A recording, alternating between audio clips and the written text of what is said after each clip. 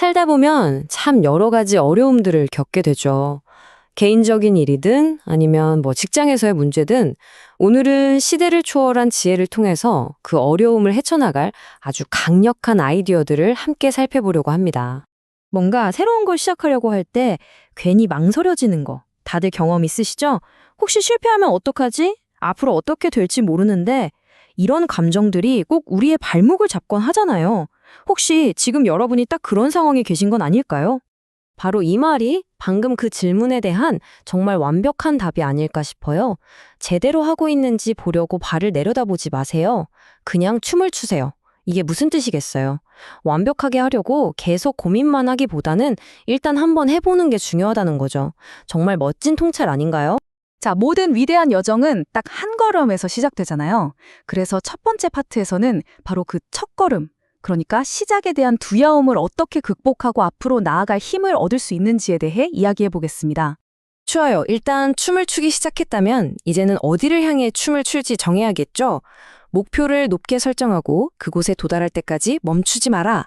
바로 이 말처럼 우리의 춤에는 명확하고 또 야심찬 목표가 필요합니다. 그래야 길을 잃지 않고 계속 나아갈 수 있으니까요. 그런데 높은 목표를 향해 가는 길이 이게 결코 짧지가 않잖아요. 그래서 두 번째 파트에서는요, 이 긴 여정 그 자체에 좀 더 집중해 보려고 합니다. 목적지를 향해 가는 그 과정 자체를 믿고 나아가는 지혜에 대해서 말이죠. 인내심을 기르는 데에는 세 가지 중요한 기둥이 있다고 볼 수 있어요.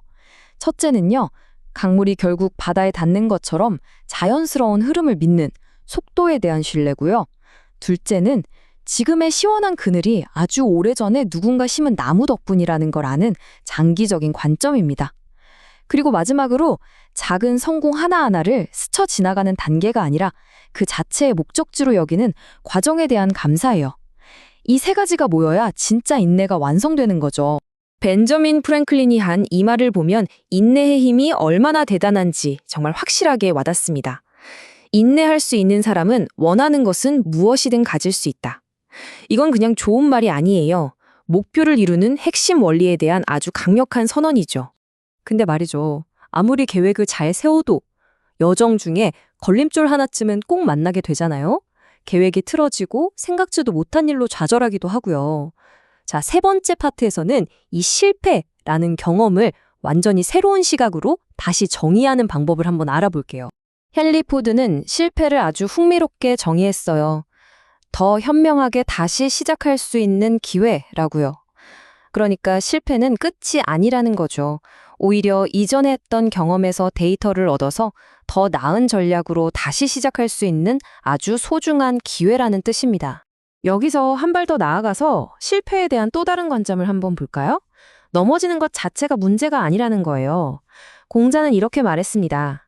우리의 가장 큰 영광은 결코 넘어지지 않는 데 있는 것이 아니라 넘어질 때마다 일어서는 데 있다. 진짜 대단한 건 바로 이 회복력에 있다는 거죠. 빌 게이츠는 여기서 한 걸음 더 나아갑니다. 성공을 자축하는 거 물론 좋죠.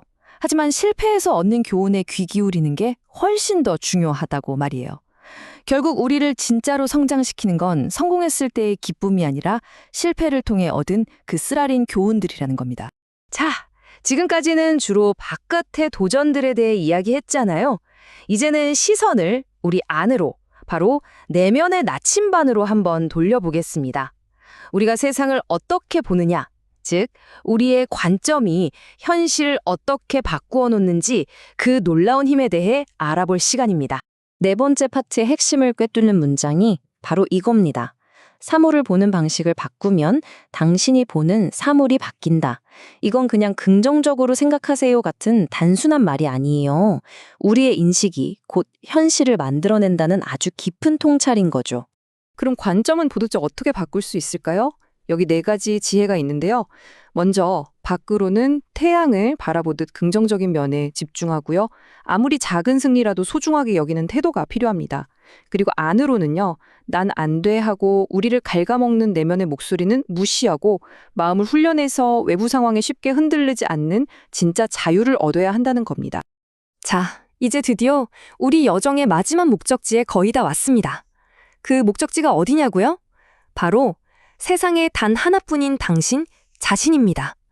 이번 마지막 파트에서는 여러분 각자가 가진 그 누구도 대체할 수 없는 가치와 잠재력에 대해 이야기 나눠볼게요. 마사 그레이엄은 우리 한 사람 한 사람의 존재가 얼마나 특별한지를 정말 아름답게 표현했어요. 여러분을 통해 세상에 나오는 그 생명력과 에너지는 역사상 유일무이한 것이라고요. 이 말은 즉, 우리가 세상에 기여하는 방식은 그 누구도 따라하거나 대체할 수 없는 아주 고유한 것이라는 뜻입니다. 하지만 그 뒤에는요, 정말 정신이 번쩍 들게 하는 중요한 경고가 따라옵니다. 만약 당신이 그것을 막는다면 영원히 잃게 될 것입니다.